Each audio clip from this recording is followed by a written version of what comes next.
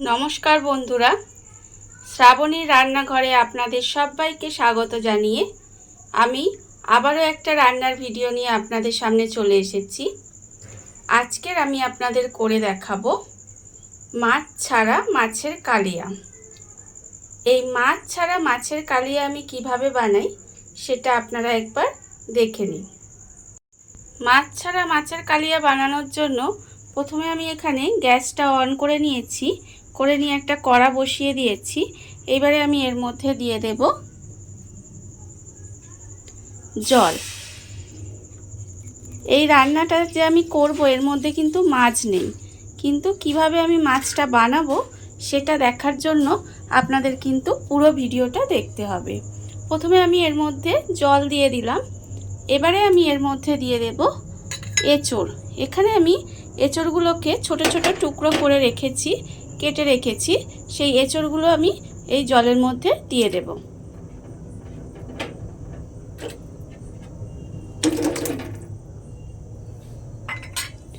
এঁচড়গুলো আমি জলের মধ্যে দিয়ে দিলাম।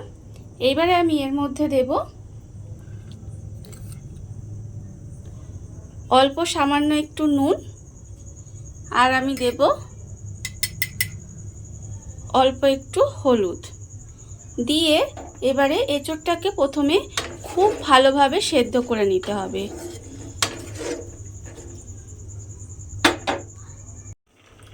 এঁচড়টা আমার ভালোভাবে সেদ্ধ হয়ে গেছে। এবার এঁচড়গুলোকে আমি তুলে রাখবো।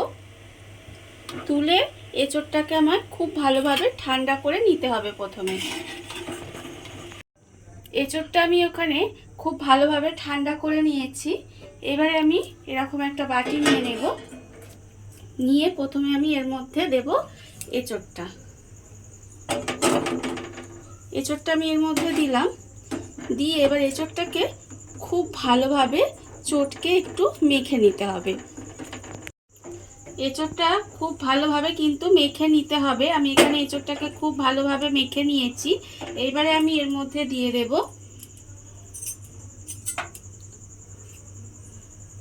1/4 চামচ মতো জিরের গুঁড়ো, আর আমি দিয়ে দেব অল্প সামান্য একটু গরম মশলা গুঁড়ো, আর আমি দেব এর মধ্যে 1/4 চামচ মতো হলুদ গুঁড়ো, আর দেব 1/4 চামচ মতো লঙ্কার গুঁড়ো, আর আমি দেব বেসন। বেসন এখানে আমি প্রায় 2 চামচ মতো দিলাম। দিয়ে এবারে এটাকে হাত দিয়ে আমাকে খুব ভালোভাবে মেখে নিতে হবে। আর এর মধ্যে কিন্তু আমি কোনো জল দেব না। এইভাবে আমি সমস্ত কিছু খুব ভালোভাবে আগে মেখে নেব। বেসন আর সমস্ত মশলা দিয়ে খুব ভালোভাবে মাখিয়ে নিয়েছি। এবার আমি হাতের মধ্যে অল্প একটু তেল দিয়ে দেব। দিয়ে এর থেকে এইভাবে আমি কিন্তু মাছের চাকা বানিয়ে নেব।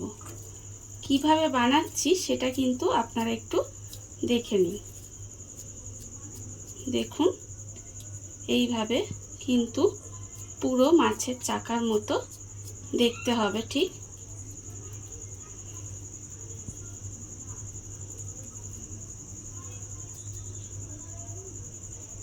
এইভাবে আমাকে খুব সাবধানে এটা বানিয়ে নিতে হবে। দেখুন, আর এই যে নিচের দিকটা আছে আঙুল দিয়ে এইভাবে কিন্তু আমি ঠিক মাছের চাকা যেমন হয় এইভাবে একটু ফুটো করে দেব।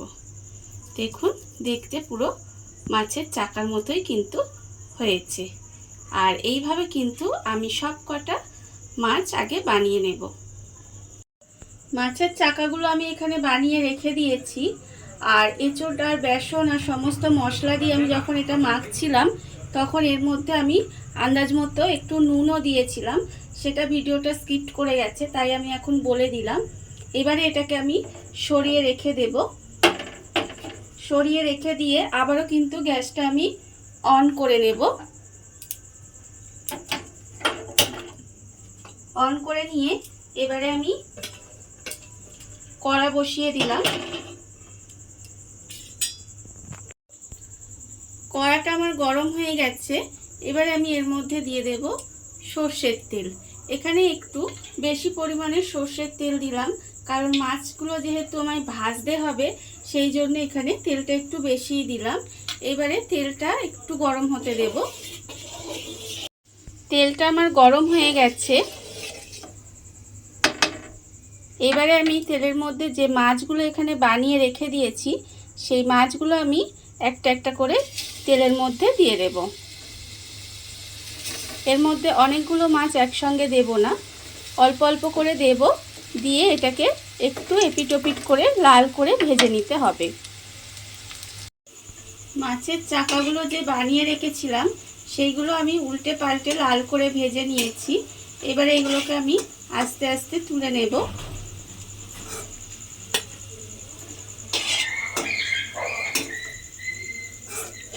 আস্তে আস্তে আমি তুলে রেখে দিলাম।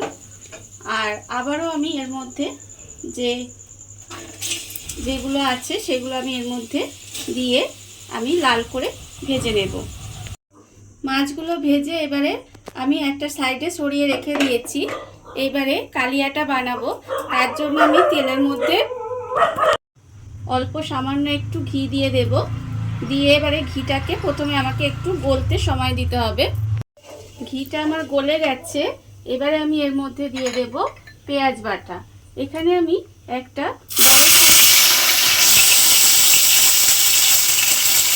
পেঁয়াজ বাটা আমি এর মধ্যে দিয়ে দিয়েছি। এবারে পেঁয়াজ বাটাটা দিয়ে আমাকে একটু নেড়ে চেড়ে ভাজা ভাজা মতো করে নিতে হবে। এবারে আমি এর মধ্যে দিয়ে দেব রসুন বাটা। এখানে আমি 1 চামচ মতো রসুন বেটে রেখেছি। এখানে 1 চামচ রসুন বাটা দিয়ে দিলাম। আর আমি দেব আদা বাটা 1 চামচ দিয়ে এবারে মশলাটাকে একটু আমাকে ভাজা ভাজা মতো করে নিতে হবে। আর আমি এর মধ্যে দিয়ে দেব একটু গোটা গরম মশলা। গরম মশলাটা আমি এখনই দেব। প্রথমে আমি গরম মশলাটা দিইনি, এখন দেব। এবারে এই মশলাটা আমাকে একটু নেড়ে চেড়ে ভাজা ভাজা মতো করে নিতে হবে। মশলাগুলো আমি একটু ভাজা ভাজা মতো করে নিয়েছি। এইবারে আমি এর মধ্যে দিয়ে দেব আন্দাজ মতো নুন। আমার প্রথমে যেহেতু নুন দেওয়া আছে, নুনটা বুঝে আমাকে দিতে হবে। আর আমি দেব 1/2 চামচ মতো হলুদ গুঁড়ো। আর দেব 1/4 চামচ মতো লঙ্কা গুঁড়ো। আর আমি এর মধ্যে দেব 1/4 চামচ মতো কাশ্মীরি লঙ্কার গুঁড়ো আর 1/2 চামচ মতো জিরের গুঁড়ো। আর আমি দেব এর মধ্যে একদম অল্প সামান্য একটু চিনি দিয়ে এবারে এর মধ্যে অল্প একটু জল দেব যাতে মশলাটা পুড়ে না যায়। জল দিয়ে এবারে আমাকে খুব ভালোভাবে আগে মশলাটা কষিয়ে নিতে হবে। মশলাগুলো আমি খুব ভালোভাবে কষিয়ে নিয়েছি। এবারে আমি এর মধ্যে দিয়ে দেব টক দই। এখানে 2 চামচ মতো টক দই আমি একটু ফেটিয়ে রেখে দিয়েছিলাম, সেই টক দইটা আমি এর মধ্যে দিয়ে দিলাম। দিয়ে আবারও মশলার সঙ্গে খুব ভালোভাবে এটাকে কষিয়ে নিতে হবে। টক দই দিয়ে মশলাটা আমি খুব ভালোভাবে কষিয়ে নিয়েছি। মশলাটা থেকে তেলও ছেড়ে গেছে। এবারে আমি এর মধ্যে যে টক দইয়ের বাকি ধোয়া জলটা এর মধ্যে দিয়ে দিলাম। দিয়ে খুব ভালোভাবে একটু মিশিয়ে নেব। আর আমি এর মধ্যে খুব অল্প সামান্য একটু জল দেব। দিয়ে প্রথমে আমাকে গ্রেভিটাকে একটু ফুটতে দিতে হবে। গ্রেভিটা আমার খুব ভালোভাবে ফুটে গেছে আর ফুটে একটু ঘন হয়ে গেছে। এবারে আমি এর মধ্যে যে এখানে মাছগুলো বানিয়ে রেখে দিয়েছিলাম, মাছের চাকাগুলো, সেই মাছগুলো এর মধ্যে দিয়ে দেবো একটা একটা করে। মাছগুলো আমি এর মধ্যে দিয়ে দিলাম। দিয়ে একটু উল্টে পাল্টে দিয়ে আমি ঢাকা দিয়ে গ্যাসটা কমিয়ে একটু রান্না হতে দেব।